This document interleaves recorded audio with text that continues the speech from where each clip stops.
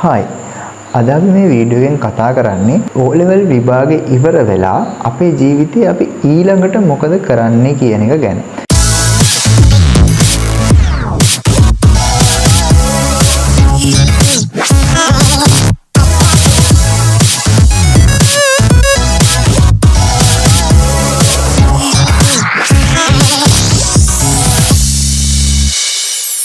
ඔයාලා අවුරුදු 10කට 11කට ආසන්න කාලයක් මහන්සි වෙලා පාඩම් කරලා යම්කිසි එක්සෑම් එකක් පාස් වෙලා තියෙනවා. අපි හිතනවා ඔයාලා පාස් වෙලා තියෙනවා කියලා. මොකද අපිට ඉස්සරහට යන්න නම් අනිවාර්යෙන් අපි පාස් වෙලා තියෙනවා කියන මතේ තියාගෙන තමයි ඉස්සරහට යන්න ඕනේ. එහෙම නැත්නම් අපිට කීයටවත් ඉස්සරහට අනාගතේ තීරණයක් ගන්න බැහැනේ. ඇත්තම කතාව ඉස්සර සංසිද්ධිය තමයි විභාග ප්‍රතිඵල ආවට පස්සේ අපේ ගමන තීරණය කරන එක. හැබැයි දැන් එහෙම කරන්නේ නැහැනේ. දැන් ඔයාලා දන්නවා කවුරුත් එහෙම කරන්නේ නැහැ. හැමෝම විභාග ප්‍රතිඵල අපි කලින් අරගෙන අපි ඔක්කොම පාස් කියලා හිතාගෙන තමයි ඉස්සරහට අපි තීරණය කරන්නේ. අපි දන්නවා ක්ලාසස් හැම එකම O level ඉවරුණු ගමන් ඊළඟ සතියේ ඉඳන් පටන් ගන්න ක්ලාසස් තියෙනවා. සමහර වෙලාවට සතියක් දෙකක් නිවාඩු දීලා මාසයක් නිවාඩු දීලා පටන් ගන්න ක්ලාසස් තියෙනවා. එතකොට ඒ ඔක්කොම පටන් ගන්නෙ රිසල්ට් එන්න කලින්. අපේ කාලේ වුණත් එහෙම තමයි වැඩ සිද්ධ වුණේ. අපිත් ඒ විදිහට තමයි ඉස්සරහට ගියේ. ඉතින් ඇයි අපිට මේ O level වලින් පස්සේ එතකොට A level හෝ අපේ ඉස්සරහට ජීවිතය ගැන ටිකක් වැඩිපුර හිතන්න වෙලා තියෙන්නේ. මොකද දැන් අපි මෙච්චර කල් ඔයාලට තිබ්බේ එම් එක තමයි O level ගොඩ දා ගන්නවා කියන අදහස. නැතු ඔයාලට කිසිසේත්ම ඔයාගේ ජීවිතේ මොකක්වත් වෙනම ඔප්ෂන්ස් තිබ්බේ නැහැ. ඔයාලට තිබ්බේ විෂයන් 9ක්. විෂයන් 9ක් ඒකෙන් අනිවාර්ය 6ක් සහ තෝරා ගැනීම තියෙන 3ක්. හැබැයි මේ තෝරා ගැනීම 3 ඔයාලට මොනවා වුණත් ඔයාලගේ අනාගත ජීවිතේට ලොකු බලපෑමක් එල්ල කරනවා කියලා එකක් තිබ්බේ නැහැ. හැබැයි මෙතනින් ඉස්සරහට තියෙන දේවල් අපි ගත්තොත් A level කරනවා නම් A level දැන් අපි දන්නවා ප්‍රධාන පාරවල් දෙකයි නෝලට යන්න පුළුවන්. එකක් තමයි A level කරනවා නැත්නම් A level කරන්නේ නැතුව වෘත්තීය පුහුණුවකට යනවා. එතකොට දැන් මේකේ ඔයාලා මොන පැත්ත තෝරගත්තත් ඔයාලගේ ඉස්සරහ තියෙන දැන් අපි දැනට අවුරුදු 16ක් ගත කරලා තියෙනවා නම් ඉස්සරහට තියෙන ජීවිතේ ඔක්කොම ටික තීරණය වෙන්නේ ඔයාලා මෙන්න මෙතනදී ගන්න තීරණය මත. එතකොට ඔයා කවුද වෙන්නේ? ඔයා යම්කිසි ජොබ් එකක් කරනවා නම් ඔයාගේ ජොබ් එක ඒ වගේම ඔයාගේ ලයිෆ් ස්ටයිල් එක, ඔයාගේ ඉන්කම් එක, ඒ හැමදේම සමහරවිට ඔයාලගේ සහකාරී සහ එතනින් එහාට තියෙන මුළු ජීවිතේම මුළු ලයිෆ් ස්ටයිල් එකම තීරණය කරන්නේ මෙන්න මේ අද හෙට දවස් 2-3 ඇතුළේ ඔයා ගන්න තීරණය. ඔයා A level කරනවද? වෘත්තීය පුහුණුවකට යනවද? A level කරනවා නම් මොනවද කරන සබ්ජෙක්ට් ස්ට්‍රීම් මොනවද ඒ සබ්ජෙක්ට් ස්ට්‍රීම් ඇතුලේ තෝරගන්න සබ්ජෙක්ට්ස්. මුලින් කතා කරමුකෝ ඔයාලා ගොඩක් ඔය තෝරගන්න පාත් එක තමයි අලුතෙන් ජොබ් එකකට යනවා රට යනවා. දැන් ඒක කරන්නේ කොහොමද? දැන් එතකොට ඔයාලට දැන් බේසික් ස්කිල් එකක් නැහැනේ. කිසිම විදියක ඔයාලට NVQ level එකක් නැහැ. NVQ level එක කියන්නේ මොකද කියලා පොඩ්ඩක් සර්ච් කරලා බලන්න. NVQ level එක කියන්නේ යම්කිසි වෘත්තීයකට යම්කිසි නිපුණතාවක් ඔයාගාව තියෙනවා කියලා දෙන සහතිකයක්. ඒක රජයෙන් නිකුත් කරන එකක්. ඒකේ යම්කිසි මට්ටමක් ඔයාලගේ O level පාස් වුණාට පස්සේ එනවා. හැබැයි ඒකෙන් රස්සාවක් ගන්න පුළුවන් තත්ත්වයක් දැන් ලංකාවේ නැහැ කියලා ඔයාලා දැනගන්න ඕනේ. දන්නේ නැත්නම් ඒක දැනගන්න. රස්සා හරිම අඩුයි. ඒ තියෙන රස්සාත් අර අපේ මේ දැනට තියෙන එහෙම කිසිම රස්සාවක් පහත් කරනව නෙවෙයි බට් අර දැනට තියෙන මේ අපේ තියෙන ඉකොනොමි එකත් එක්ක යන්න පුළුවන් මාර සුපිරි රස්සා දැන් හොයාගන්න බෑ O level පාස් එකත් එක්ක. ඉතින් ඔයාට සිද්ධ වෙනවා එහෙනම් ඊට පස්සේ උසස් අධ්‍යාපනය එක්කෝ A level කරලා කැම්පස් යනවා හෝ වෙන මොකක් හරි ටෙක් එකකට යනවා හෝ නැත්නම් වෙන මොකක් හරි ටෙක් එකකට O level සුදුසුකම් මත යන්න පුළුවන් නම් ඒ විදිහට. එතකොට එහෙම යන්න පුළුවන් සමහර ඉතාම අඩු කෝසස් තියෙනවා. ඒ කියන්නේ ඉතාම අඩු කෝසස් ප්‍රමාණයක්. සමහර NVQ පාඨමාලා සමහර ජර්මන් ටෙක් වගේ සමහර පාඨමාලා එහෙම O level ප්‍රතිඵල වලින් ගන්නව තියෙනවා. පොඩ්ඩක් ඒ ගැන හොයලා බලන්න. ඔයා A level subject එක කරන්න විෂයන් තෝරගද්දි ඔයාගේ ambition එක, ඔයාගේ අනාගත බලාපොරොත්තු, ඔයා මොන වගේ රස්සාවක්ද? ඒ කියන්නේ ඔයාගේ මේ ජීවිතය තීරණය කරන්න. එතකොට ඔයාගේ ජීවිතේ මොන විදිය තියෙන්න ඕනද? ඔයා මොන කෙනෙක්ද ලෝකෙට වෙන්නේ? ඔයා මොන විදියේ සේවයක්ද ලෝකෙට කරන්නේ කියලා ඔයාගේ ඔළුවේ තියාගෙන ඔයා පාත් එක තෝරගන්න. ඔයාට වෙන්න ඕන ડોක්ටර් කෙනෙක් නම් ඔයාට වෙන්න ඕන හෙල්ත් කෙයාර් වර්කර් කෙනෙක් නම් කවුරු නර්ස් කෙනෙක් MLS කියන්නේ ලැබොරටරි සර්විස් වල වැඩ කරන අය. ඊට පස්සේ රේඩියෝതെරපි හරි මොන කවුරු හරි වුණා. එතකොට සෞඛ්‍ය ශාස්ත්‍රයට දාලා නම් ඔයා මැත්ස් කරලා ආර්ට් කරලා කොමර්ස් කරලා දැන් සෞඛ්‍ය සේවයට යන්න බෑ. ඉස්සර යන්න පුළුවන්කම තිබුණා දැන් යන්න බෑ. ඔයාලට අනිවාර්යෙන් බයොලොජි කරන්න වෙනවා. ඒ කියන්නේ ජීව විද්‍යා අංශයෙන් යන්න වෙනවා. එතකොට ඔයාලට මැත්ස් සම්බන්ධව ඒ කියන්නේ අපි හිතමු ඉංජිනේර් කෙනෙක්. එතකොට ඒ ආශ්‍රිතව ගගනගාමීෙක් හරි මොකක් හරි පයිලට් කෙනෙක් හරි ඒකට ඒ වගේ උදාහරණයක් එන්ජින් ඩ්‍රයිවර් කෙනෙක් කෝච්චි වල හරි වෙන්න ඕන නම් ඔයාලට ලේසිම පාත් එක මට හිතෙන්නේ මැත්ස් පැත්තෙන් යන එක. මොකද බයෝ කරලා ඉංජිනේරින් යන පැත්තට යන අය අඩුයි. සොෆ්ට්වෙයාර් ඉංජිනේරින් කම්පියුටර් ඉංජිනේරින් වගේ යම්කිසි කෝසස් කීපයක් අර අනිත් ඒවට බයෝ කරපු ළමයින්ට ගන්න බෑ.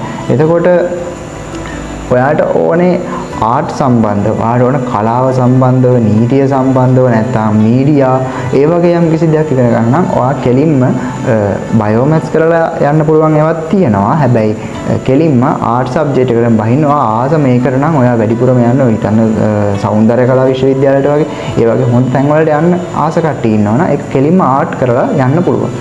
එතකොට සමහර අය ඉන්නවා ප්‍රැක්ටිකල් සබ්ජෙක්ට් එකක් විදිහට මේ අලුතෙන් දාපු ටෙක්නොලොජි වලටම බර වෙලා ටෙක්නොලොජිම කරන්න ආසාවෙන් ඉන්න කට්ටියක් ඒ සම්බන්ධව ඉන්නේ. ඒකේ ටෙක්නොලොජි වලත් කොටස් දෙකක් තියෙනවානේ BST ET කියලා. ඒතකොට ඒ දෙකෙන් Taman කැමති එකක් තෝරගෙන කරන්න ආස කට්ටිය දැනටම දන්න කට්ටිය ඒ සම්බන්ධව ඒකට හැම වෙලෙම හිතන්න ඔයා තෝරගන්න ස්ට්‍රීම් එක ඔයාට අවශ්‍ය දෙයට ඔයාව ඩිරෙක්ට් කරනවාද කියලා. උදාහරණයක් විදිහට අපි ගමු බයොලොජි ස්ට්‍රීම් එක. يعني අපි එකින් එක ස්ට්‍රීම් වයිස් කතා කරගෙන යනවා. එතකොට බයොලොජි ස්ට්‍රීම් එක ගැන තමයි මම හොඳටම දන්නේ. අනිත් ඒවා ගැන මම දන්නේ නැති නිසා මම ඒ ගැන ලොකුවට කතා කරන්නේ නැහැ. මම බයොලොජි ස්ට්‍රීම් එක ගැන කතා කරන්නේ මොකද මම බයොලොජි කරපු නිසා. එතකොට බයොලොජි ස්ට්‍රීම් එකේ ඔයාට තෝරගන්න සබ්ජෙක්ට් තුනයිනේ තියෙන්නේ. එතකොට තෝරගන්න සබ්ජෙක්ට් තුනෙන් අනිවාර්යෙන් බයොලොජි කරන්න වෙනවා. එතකොට බයොලොජි වල සූලොජි බොට්නි දෙක ඉස්සර තිබ්බට දැන් මේ දෙක එකතු කරලා කම්බයින් විෂයක් විදිහට බයොලොජි කියලා යන්නේ. එතකොට ඔයාට ශාක ගැනත් සත්තු ගැනත් දෙකොල්ලම ඉගෙන ගන්න වෙනවා. ඔයා සත්තුන්ට කැමති ශාකයට කැමති නැහැ. ශාකයට කැමති සත්තුන්ට කැමති නැහැ කියලා එහෙම වෙන් කරලා ඉගෙන ගන්න බෑ. එතකොට බයොලොජිත් එක්ක තව පරිවාර විෂයන් දෙකක් වෙනවා. මොකද මේ පරිවාර විෂයන් එකක් තමයි ෆිසික්ස් අනිත් එක තමයි කෙමිස්ට්‍රි. හැබැයි සමහර කම්බිනේෂන්ස් හදලා තියෙනවා දැන් සමහර වෙන වෙන පාත්වේස් වලට මේ බයොලොජිත් එක්ක යවන්න. ඒව තමයි ඔයාලා දන්නවා කෙමිස්ට්‍රි වෙනුවට ICT කරන අය ඉන්නවා. හැබැයි බයොලොජි වලදී කෙමිස්ට්‍රි වෙනුවට ICT කරන අය ගොඩාක් අඩුයි. මොකද බයොලොජි ඩිග්‍රී ගොඩාක් විදියට සීමා වෙනවා ICT කරොත්. එතකොට කෙමිස්ට්‍රි වෙනුවට ICT කරන අය අඩුයි බයොලොජි වල. හැබැයි ෆිසික්ස් කියන සබ්ජෙක්ට් එක අමාරු නිසා ගොඩක් අය ඇග්‍රි කරන්න තෝරගෙන තියෙනවා. එතකොට ෆිසික්ස් වෙනුවට ඇග්‍රි කරොත් ඔයාලට කවදාවත් සෞඛ්‍ය ක්ෂේත්‍රයට යන්න බෑ. ඒ කියන්නේ ડોක්ටර්ස්ලා, නර්සස්ලා, MLS ඒ වගේ සමහර තව ජොබ්ස් ඒ කියන්නේ අපි ડોක්ටර්ස්ලා කියවම මම හැම ડોක්ටර් කෙනෙක්ම අදහස් කරන්නේ පශු වෛද්‍ය, දන්ත වෛද්‍ය හැමෝම. එතකොට ඒ කිසිම කෙනෙක් වෙන්න ඔයාලට බෑ ඇග්‍රි කරොත් ෆිසික්ස් වෙනවා. මොකද ෆිසික්ස් තමයි බේස් එක හැම සයන්ස් එකේ. එතකොට එතකොට ගෝල්ඩන් කම්බිනේෂන් එක බයෝ කරන ළමයිගේ ගෝල්ඩන් කම්බිනේෂන් එක කියලා අපි කියන්නේ බයොලොජි, ෆිසික්ස්, කෙමිස්ට්‍රි තුන. එතකොට මේ තුනෙන් අපිට අමාරුයි කියලා වැඩිපුර ගොඩක් අය බර දාන්නේ ෆිසික්ස් වලට. බට් බයෝ වල ලකුණු ගන්න අමාරුයි කියලා ඔයාලා හොඳටම දැනටම දන්නවා ඇති යාළුවෝගෙන් අහලා. මොකද බයොලොජි කියන්නේ පොයින්ට් එකට ලියන්න ඕන සබ්ජෙක්ට් එකක් හරියට පාඩම් කරන්න ඕනේ. ඒ වගේම පාඩම් කරනවා කියන්නේ විරව දාන එක නෙමෙයි. විරව දානවා කියන්නේ හැමදේම කටපාඩම් කරලා O level science වගේ නෙමෙයි. පොයින්ට් එක හරියට දැනගෙන හරි වචනේ ලියන්න ඕන. උත්ස්වේදනයට උත්ස්වේදනය කියලා ලියන්න ඕන. ශාකයෙන් වතුර හානි වීම කියලා ලිව්වොත් වැරදි. ඒක තමයි බයොලොජි. එතකොට කෙමිස්ට්‍රි ගත්තොත් කෙමිස්ට්‍රි වල ගොඩක් කෙමිකල් මේ සමීකරණ කියන රසායනික සමීකරණත් එක්ක ගණිතනුවක් තියෙනවා. එතකොට ඒක ගණිතය සරල ගණිතය ඕන ලඝු ගණක පවා අවශ්‍ය වෙන වෙලාවල් තියෙනවා. හරියට සුළු කරන්න ඕන. හරියට සුළු කරාම උත්තර එනවා. හැබැයි සුළු කිරීම බෑ කියලා සම්පූර්ණ ලකුණු නැති වෙන්නේ නැහැ. කෙමිස්ට්‍රි දන්නවනම් සියල්ලම ගන්න පුළුවන්. එතකොට ඒකේ ගැනත් වෙනම මම කරපු වීඩියෝස් හරි කෙමිස්ට්‍රි වලට වැඩ කරන්නේ කොහොමද මම වැඩ කරේ කොහොමද කියලා ඔයාලට පුළුවන් ඒවා ගිහිල්ලා බලන්න. එතකොට ෆිසික්ස් ගැන කිව්වොත් ෆිසික්ස් කියන්නේ ගොඩක් අමාරු සබ්ජෙක්ට් එකක් කියලා ගොඩක් අය කියනවා. මොකද ඒක ගොඩක් මැත්ස් එක්ක යන නිසා. මොකද මැත්ස් වල තියෙන ඇප්ලයිඩ් මැත්ස් වල තියෙන සමහර කොටස් මේ ෆිසික්ස් එක්ක යන නිසා. ඉතින් ඒ කියන්නේ හැබැයි ඒකේ තියෙන අවකලනය අනුකලනය සීමා අරව මේවා එන්නේ නැහැ මේකට. හැබැයි යම්කිසි මට්ටමකට මැත්ස් අවශ්‍ය වෙනවා ෆිසික්ස් කරන්න සහ තර්ක ඥානය ගොඩක් ඕන වෙනවා ෆිසික්ස් කරගෙන යන්න. ඉතින් ඒක ලැකින් නම් තමයි. එහෙම තමයි. සමහර මිනිස්සු ඉන්නවා සමහර අය දක්ෂ මේ STEM විෂයන් වලට. ඒ කියන්නේ තර්කණය කරලා අරගෙන මොකක් හරි දෙයකට ඒ කියන්නේ maths වගේ විෂයන් වලට science maths technology විෂයන් වලට. හැබැයි තව කට්ටියක් ඉන්නවා art වගේ. ඒ කියන්නේ ඒ පැත්තට බර. ඒ කියන්නේ අපේ මොලේ අර්ධගෝල දෙක වැඩ කරන ආකාරය අනුව එයාලගේ තියෙන abilities වෙනස් වෙනවා. සමහර අයගේ වැඩ කරන විදි වෙනස්. ඒ කියන්නේ මේ එක එක අයගේ එක එක අර්ධගෝල වැඩ කරන විදි හැමෝටම එක සමාන වෙන්නේ නැහැ. එතකොට ඒක නිසා අපි දන්නවා අපිට ලොකු විවිධත්වයක් ලැබිලා තියෙනවා. අපේ හැකියාව විවිධයි. එතකොට ඔයා ගන්න ඕනේ. ඔය කියන්නේ ඔයා බලන්න ඕනේ. ඔයාට කරන්න පුළුවන් සබ්ජෙක්ට්ස් මොනවද? ඔයාට maths බෑම නම් ඔයාට කියන්නේ maths වලට හැකියාවක් ඇත්තෙම නැහැ නම් ඔයා maths සම්බන්ධ සබ්ජෙක්ට් අල්ලගන්න එක හොඳයි කියලා මම හිතන්නේ. හැබැයි ඔයාට උත්සාහ කරොත් maths හදාගන්න බැරි කමකුත් නැහැ. මොකද මම ඒ වගේ කෙනෙක්. මට maths වලට ලොකු දක්ෂතාවක් තිබ්බේ නැහැ. ඒ නිසා මම maths අතෑරියා. ඒ කියන්නේ maths කරන එක අතයි අපි ඔය applied එක maths කරන එක අදලා බයෝ කරා. but මට ටික කාලයක් physics ගණන් හදාගෙන යනකොට මට හිතුණා ඇත්තටම මම maths කරා නම් හොඳයි වගේ අදහසක්. හැබැයි ඉතින් ඒකෙන් මම ඒක නවත්තලා දැම්මේ නැහැ. ඉතින් මම මොකද ආසාවෙන් තිබ්බ biology වලට biology ආසාව නිසා මම biology කරා. maths වලට ලොකු ආසාවක් මට තිබ්බේ නැහැ කොහොමද. හැබැයි මට maths උනත් කරන්න පුළුවන්කම තිබ්බා කියලා මගදී හිතුණා. maths subject එක ගැන maths subject එක ගැන කතා කරද්දී අපි දන්නවා හැමෝටම ගොඩක් ආස engineersලා වෙන්න, ඒ වගේම astronautsලා, ඒ වගේම තව ඔය ගොඩක් අය. ඒ වගේ maths related, physics related දේවල් වලට ආඩ යන්න ඕන, ඒ වගේම chemistry. ඒ හැම දෙයකම science related ලොකු subject වලට යන්න ඕන නම් කෙලින්ම යන්න තියෙන හොඳම path එක maths. bio නෙමෙයි maths. මොකද maths වලින් ගොඩාක් pathways වලට යන්න පුළුවන් biology වලට වඩා. ඔයාට maths කරාට පස්සේ engineer කෙනෙක් වෙන්න පුළුවන්. ඊට පස්සේ ඊට යට තියෙන subject විදිහට physical science faculty වලට යන්න පුළුවන්. ඊට පස්සේ තව physical science faculty කියන්නේ විද්‍යාපීඨ. විද්‍යාපීඨ කියන්නේ ඔයාලට teaching කරන්න, professor කෙනෙක් වෙන්න, lecturer කෙනෙක් වෙන්න, scientist කෙනෙක් වෙන්න යන්න පුළුවන් path එක. එතකොට ඒක මම කියන්නේ නෑ bio වලින් බෑ කියලා. bio වලින් යන්න පුළුවන් biological science faculty. අර කියන්නේ physical science faculty. maths කරෝ. එතකොට ඔයාට යන්න ඕන මොන science faculty එකද කියලා තීරණය කළා එක්ක bio කරන්න නැත්නම් maths කරන්න. science faculty යන්න පුළුවන් ක්‍රම දෙක bio maths විතරයි. එතකොට දැන් මේකෙදිත් පරිවාර subject දෙකක් තියෙනවා. physics සහ chemistry. මේ දෙක පොදුයි. හැබැයි මේකෙත් සමහර අය ඉන්නවා physics නම් අතාරින කට්ටිය නෑ. chemistry අතෑරලා ඒ වෙනකොට ICT කරන අය bio වල කරගෙන යනකොට මේකේ වැඩි. එතකොට ඒගොල්ලොන්ට තියෙන අවස්ථා ගොඩාක් අඩු වෙනවා. කැම්පස් එකේ තියෙන courses ගොඩාක් අඩු වෙනවා. ඒ කියන්නේ කැම්පස් එකේ engineering යන්න පුළුවන්ද බැරිද කියන එක ගැන මම ඇත්තටම දන්නේ නැහැ. මම හිතන්නේ නැහැ. මොකද chemistry නැතුව engineering ගන්නෙ නැහැ. ICT තියෙන අයට යන්න පුළුවන් computer engineering සහ ඒ සම්බන්ධව දේවල් වලට යන්න පුළුවන්. අනිත් මම හිතන්නේ නැහැ chemical engineering වල වගේ දේවල් තියෙන නිසා ඒ කියන්නේ පොදු විදියට ගන්නෙ නැහැ කියලා engineering faculty. ඒ නිසා බුද්ධිමත් තීරණය කළා Tamanට යන්න ඕන කොහාටද කියලා පාත් එක හොයලා බලලා තමන්ගේ විෂයන් තෝරගන්න. තාම විෂයන් තෝරගන්නේ නැහැනේ කොහොම. එතකොට දැන් මේවට දැන් ඉඳන් පන්ති යන්න ඕන. ඒ නිසා maths කරන කෙනෙක් නම් හරියට බලලා තමන්ට engineering යන්න ඕන නම් ICT වගේ දේවල් තෝරගන්න. તો chemistry කියන golden combination maths physics chemistry තුන තෝරගන්න කියලා මම කියනවා. ඊට පස්සේ අපි කතා කරමු art සම්බන්ධව. art කියන්නේ ගොඩක් පරණ සබ්ජෙක්ට් එකක්. අපේ ලංකාවේ හැම තැනම තබා ඉස්සර බයෝමැත්ස් නැති පැතිවල පවා තිබ්බ සබ්ජෙක්ට් එකක්. සුන්දර සබ්ජෙක්ට් එකක්. හැබැයි මේකත් එක්ක තියෙන රස්සා, ඒ කියන්නේ මේකත් එක්ක තියන්න පුළුවන් රැකියා අවස්ථා ගැන නම් තියෙන කතාව එච්චර සුන්දර නැහැ. ඉතින් එතකොට අපි බැලුවොත් අපිට මොනවද වෙන්න පුළුවන්? ඔයාට දිසාපති වෙන්න පුළුවන්. ඔයාට නීතිඥයෙක් වෙන්න පුළුවන්. ඔයාට කතිකාචාර්යවරයෙක් වෙන්න පුළුවන්. සහ තවත් ගොඩාක් දේවල් ඉතිහාසඥයෙක්, පුරාවිද්‍යාඥයෙක්, ඔය හැම දෙයකම ආකිටෙක්චර් කෙනෙක් හරි හොඳ රස්සා. හැබැයි මේවට යන්න පුළුවන්. ඒ කියන්නේ සහ තියෙන ඉල්ලුම තියෙන අවස්ථා එක ප්‍රශ්නයක් තියෙනවා. කී දෙනෙක් ගන්නවද? ඒගොල්ලෝෙන් කීයකට රස්සා හම්බෙනවද? රැකියාව විරහිත ඔය කොච්චර ඉන්නවද කියලා පොඩ්ඩක් හොයලා බලන්න. ඔයාලගේ අඳුරන අයගෙන් අහලා, කැම්පස් ගියපු අයගෙන් අහලා ඔය ඩිග්‍රී එක මොකද වෙන්නේ? සමහර ඩිග්‍රීස් තියෙනවා ඒවා දැන් ලංකාවේ කල් පැනලා. ඒවට ඇති වැලිඩ් එකක් නැහැ. ගොඩක් ආර්ට් ඩිග්‍රී සමහර ඒවා තියෙනවා. ඒක ෆැකල්ටි තෝරගෙන ඒම් එකක් හදාගන්න මම මේ ෆැකල්ටි එකට යනවා. මට මේ ඉසඩ් එක ගන්න ඕනේ. මම මේ ඉසඩ් එකට වැඩ කරනවා කියලා. මොකද්ද මේ ඉසඩ් එක කියලා ඔයාලා දැනගන්න ඕන නම් පොඩ්ඩක් සර්ච් කරලා බලන්න. ඉසඩ් එක ගැන ඕන තරම් වීඩියෝස් තියෙනවා. ඉසඩ් එක කියන්නේ අපිට හම්බෙන යම්කිසි මාක් එකක්. අපේ ඒකෙන් තමයි කැම්පස් එකට සුදුසුකම් ලබන්නේ. ඉතින් එතකොට මොකද මේ ටෙක්නොලොජි කියන්නේ? දැන් අපි බයෝ ගැන කතා කරා, මැත්ස් ගැන කතා කරා, ආර්ට් ගැන කතා කරා. ආර්ට් වල මොකද වෙන්නේ? ඊට පස්සේ ටෙක්නොලොජි ටෙක්නොලොජි කියන්නේ අලුතෙන් හඳුන්වා දීපු සබ්ජෙක්ට් එකක්. ඉතින් මේ පොදු විෂය ධාරාව කිව්වට පස්සේ සමහර අය ගොඩක් වෙලාවට භාෂා, තර්ක ශාස්ත්‍රය වගේ එක එක ඒවත් එක්ක සමහර මැත්ස් විෂයන් ඉගෙන ගන්නවා. ඔය සංයුක්ත ගණිතය නෙමෙයි තව තියෙනවා එක එක ගණිතය ක්‍රම. ඒ කියන්නේ උසස් ගණිතය කියලා තියෙනවා. ඔයාලා සමහර විට දන්නවා ඇති.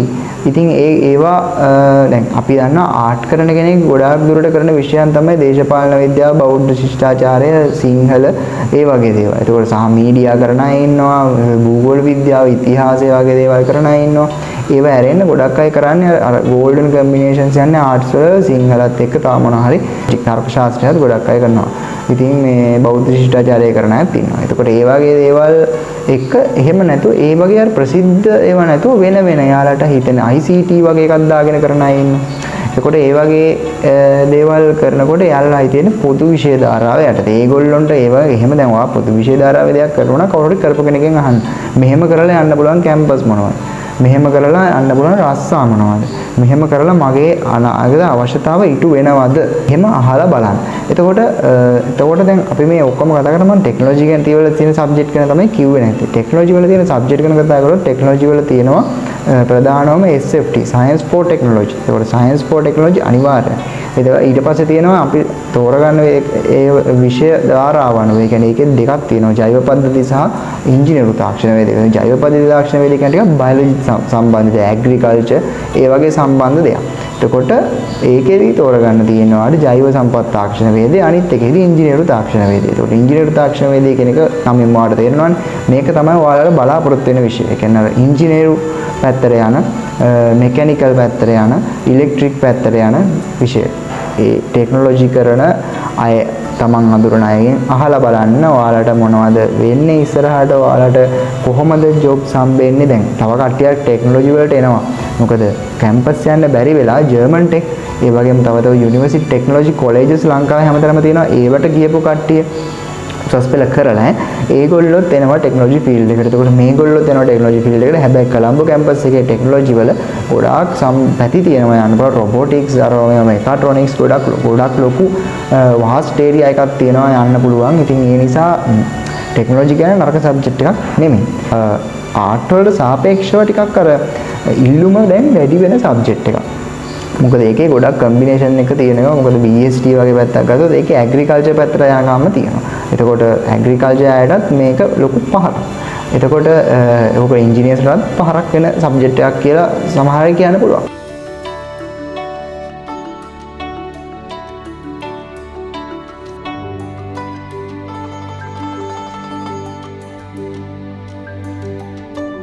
මොනවා කරත් කොහොමද ඔයා හරියටම දැනගන්නේ මේ සබ්ජෙක්ට් එක කරලා මේ කැම්පස් වලට යන්න පුළුවන්, මේ කියන කෝසස් වලට යන්න පුළුවන් කියලා. ඒකට තියෙනවා පොතක්.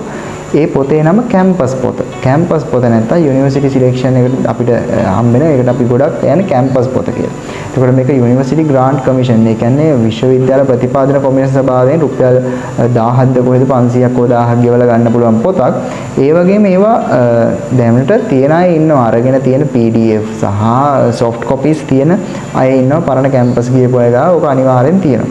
එතකොට මේකේ තියෙනවා ඒ අදාළ කෝසස් සහ ඒවට ගන්න අවම ඉසඩ් ලකුණ සඳහන් කරලා ඔයාට මේ ජීව විද්‍යාංශයෙන් යන්න පුළුවන් කෝසස් මොනවද? ඒවා තියෙන කැම්පස් මොනවද? ඊට පස්සේ භෞතික විද්‍යාංශයෙන් කියන්නේ මැත්ස් වලින් යන්න පුළුවන් මොනවටද? ඒ තියෙන කැම්පස් මොනවද? ආර්ට් වලින් මොනවද? ඒවට තියෙන කැම්පස් මොනවද? ඊට පස්සේ ටෙක්නොලොජි වලින් මොනවද? ටෙක්නොලොජි වලට තියෙන කැම්පස් මොනවද? ඔයාට මේ ටික හොන්දට බලලා දැන් හොඳට තීරණයක් ගත්තොත් ඔයාගේ අනාගතේ කැම්පස් දාන්න ගිහිල්ලා ලොකු ඔළුව විකාරයක් වෙන්නේ. ඔයාලා දන්නේ නැතුව ඇති කැම්පස් දාන්න ගිහින් ගොඩක් ළමයි වරද්දගෙන හොඳට යන තියෙන කැම්පස් එක වෙනකොට වෙන කොහෙවත් තියෙන කැම්පස් එකට යනවා. ගොඩාක් දුර පළාතට කැම්පස් වලට යනවා. එහෙම ප්‍රශ්න වෙලා තියෙනවා. ඉතින් මේක දැම්මම විසඳගෙන තිබ්බනම් ඔයා යන්නේ ඒම් එක තියාගෙන ඉන්නවනම් ඔයාට පුළුවන් ඒම් එකට ටාගට් කරලා වැඩ කරලා හොඳ රිසල්ට් එකක් දාගන්න. එතකොට මොනවද අපිට තියෙන රිසෝසස්? එතකොට බයොලොජි ගැන මම දන්න නිසා අනිත් ඒවා ගැන අතට මම දන්නේ නැහැ. එතකොට බයොලොජි ගැන කතා කරොත් මම බයොලොජි ගැන වැඩිපුර කියන්නම්. මොකද මම බයොලොජි දන්න නිසා. බයොලොජි වලදී අපි පාවිච්චි කරා රිසෝස් බුක් කියලා જાතියක්. අනිත් ඒවාට රිසෝස් බුක්ස් දැන් දීලා තියෙනවා. අපේ NI කියලා තියෙන ජාතික අධ්‍යාපන දෙපාර්තමේන්තුවේ තියෙනවා ඒ අදාළ රිසෝස් බුක් සම්පත් පොත් කියලා. ඒකට සම්පත් පොත් වල සිංහල තියෙනවා, ඉංග්‍රීසි තියෙනවා, කැමති එකක් අරගෙන බලන්න පුළුවන්. එතකොට මේ වගේ බයොලොජි වල නම් හැමදේම ඒකේ තියෙන ටික තමයි අහන්නේ. එතකොට අනිත් ඒ වගේ සම්පත් පොත් තියෙනවා. හැබැයි මැත්ස් වලට නම් සම්පත් පොත් පාඩම් කරලා තේරුම් ගන්න නැහැ. මැත්ස් කියන්නේ මැත්ස්. එතකොට ඔයා ගණන් හදන්න නැතුව කොච්චර පාඩම් කරත් ඒක තේරුමක් වෙන්නේ නැහැනේ. ඒ නිසා. එතකොට බයොලොජි වලට එහෙම නෙමෙයි. බයොලොජි වලට කෙමිස්ට්‍රි ගත්තොත් එහෙම කෙමිස්ට්‍රි වල සමහර ගුරුවරු ලියපු පොත් තියෙනවා, සමහර ප්‍රොෆෙසර්ස් ලියපු පොත් තියෙනවා, සමහර එක එක විදිය තියෙනවා. විවරණ කියයි අර වගේ ෆිසික්ස් වලටත් එහෙමයි. ෆිසික්ස් වලටත් පරණ පාස් පේපර්ස් වලට එක එක සර්ලා ලියපු විවරණ තියෙනවා. සහ අපි දන්නවා බහුවරණ එහෙම ක්ලාසිෆයිඩ් කරලා එන යම් කිසි ප්‍රකාශන තියෙනවා. බහුවරණ ඒ කියන්නේ MCQ සහ රචනා පේපර්ස් ක්ලාසිෆයිඩ් කරලා එන යම් ප්‍රකාශන තියෙනවා. ඒවා අපිට ලේසි අපේ අදාළ පාඩම කරන අතරේ හිතන්න කෙමිස්ට්‍රි වල පළවෙනි පාඩම කරන අතරේ කෙමිස්ට්‍රි වල අදාළ පේපර් ටික කරනවා 80 ඉඳන් 2023 දක්වා ආපු ප්‍රශ්න ටික අර අදාළ ක්ලාසිෆයිඩ් එකේ වෙන් කරලා තියෙනවා මාතෘකාවෙන් මාතෘකාව. ඒක අපිට ලේසියිනේ. මුළු පේපර් පොතක් අරගෙන තෝරලා රන් කරනවට වඩා අපිට ඇත්තටම ලේසියි. අපිට තෝරලා දීලා තියෙනවා යම්කිසි පොත් ටිකක්. ඒ පොත් සෙට් එක හැමෝම අරගත්ත මේක මැත්ස් වලට තියෙනවා. ෆිසික්ස් වලට තියෙනවා. කෙමිස්ට්‍රි වලට තියෙනවා සහ බයොලොජි වලට තියෙනවා. බට් ප්‍රශ්න තියෙන්නේ බයොලොජි වල සිලබස් එක වෙනස් වෙච්ච නිසා ඒකෙන් වැඩි වැදගත්කමක් ඇත්තේ නැහැ. පරණ අවුරුදු 5ක පේපර් ටික තමයි වැදගත් වෙන්නේ. අපිට මේ ෂයි 3 ඇයි කොහොමද ළමෙක් ෂයි එකක් මිස් වෙන්නේ? ෂයි එකක් මිස් කරොත් මොකද වෙන්නේ? ඒක ෂයි එකක් මිස් කරොත් ඔයා ඒක ලිව්වේ නැහැ විදියට සලකන නිසා ඊට පස්සේ ෂයි එක ඔයාගේ ඊළඟට තියෙන අපි හිතමු පළවෙනි එක ලිව්වේ නැහැ කියලා ඊට පස්සේ යාට එන්නේ ඇත්තටම ආයි පළවෙනි එකම තමයි. ඒකට තව 3ක් ලියන්න පුළුවන් අවුරුදු 3ක් ලියන්න පුළුවන් තව.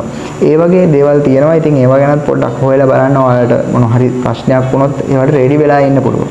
එතකොට අපි දන්නේ නැහැ අපිට මොන ප්‍රශ්නේද කියලා.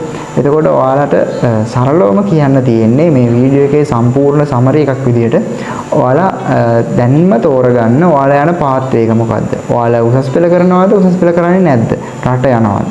එතකොට උසස් පෙළ කරනවා නම් උසස් පෙළ මොන සබ්ජෙක්ට් එකද කරන්නේ? මොන විෂයන්ද තෝරගන්නේ? මොනවද? කොහොමද ක්ලාසස් තෝරගන්නේ? කොහොමද ක්ලාස් යන්නේ? ඔන්ලයින්ද ඔන්සයිට්ද?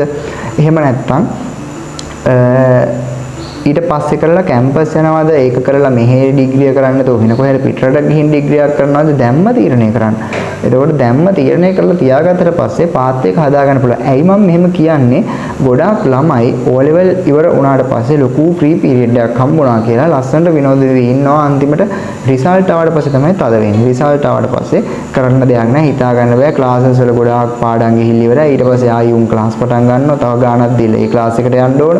එහෙම අල කරගන්න නැතුව දැම්ම ඉඳන් හිමීට වැඩේ පටන් කරගෙන යන්න. එතකොට ස්මූත් එකේ ගිහිල්ලා A level කරන්න. ඒ කියන්නේ උසස් පෙළ සාමාන්‍ය පෙළ ප්‍රතිඵල ඇවිල්ලා A level කරන්න පටන් ගන්නකොට ඔයාලට පුළුවන් ලොකු පීක් එකකට ලොකු වේගයෙන් අනිත් පැයට සාපේක්ෂව ලොකු වේගයෙන් යන්න ඉස්සරහට ගිහිල්ලා Tamanට අවශ්‍ය කරන තත්ත්වයට එන්න. ඉතින් මේ වීඩියෝ එකට ලයික් කරලා ෂෙයා කරලා subscribe බටන් එක ඔබාගෙන යන්න. ඉතින් හැමෝටම good luck.